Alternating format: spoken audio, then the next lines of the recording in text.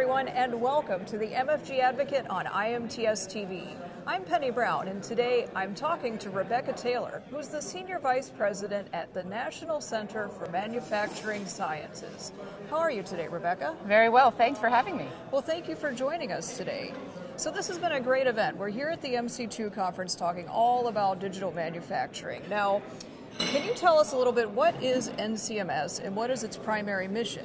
Okay, happy to. The National Center for Manufacturing Sciences is a not-for-profit set up to help manufacturers collaborate around technology challenges.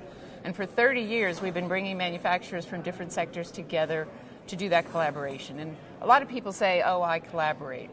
But collaboration is really hard when you're talking technology, intellectual property, money.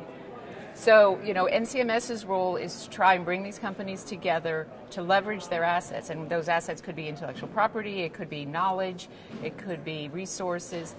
We bring in the government when it makes sense, but a lot of our collaborations are just with industry. And the real strength of NCMS is that you will get a healthcare company talking to an aerospace company, talking to an automotive company about technology. But I think the real big strength of NCMS is about 2/3 of our 400 or so members are small and medium-sized companies. They're the real innovators, they're the ones that are job creators, and they're the ones that need the most help. So getting them involved in the projects to have their technology, their expertise be realized by their customers is just an added extra benefit of the collaboration.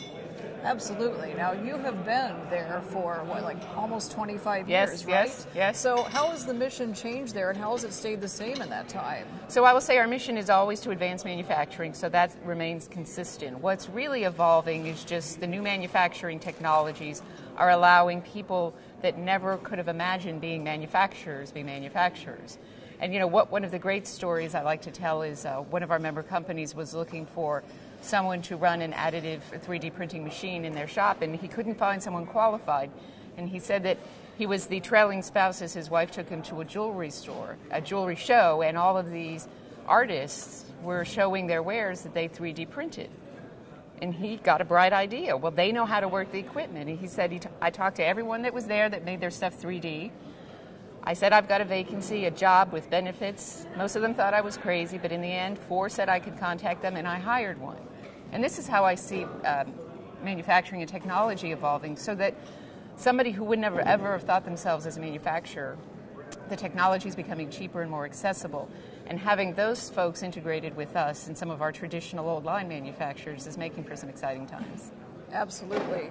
So, in this kind of growing world of digital manufacturing, you were sitting on a panel about cybersecurity, but in addition to that, what do you see as some of the biggest challenges on this new frontier?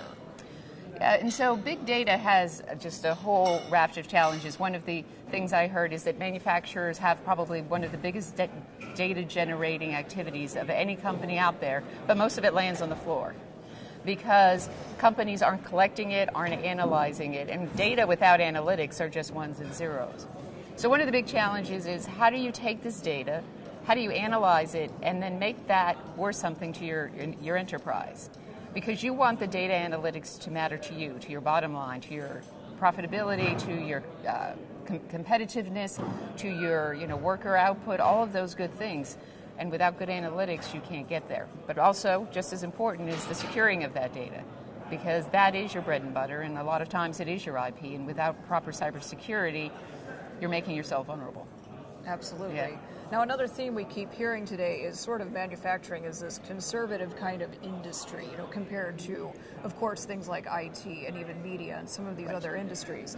So, do you feel the industry is more open to embracing change that's coming about because of all of this? I think that for parts of the sector, they're open to embracing it, but it's sort of along the lines of where we saw music. If you go back far enough, people remember, the 78s, and then the LPs, and the 45s, and then the 8-track. You talk to a child today about music, they only know one way to get it, and that's digitally.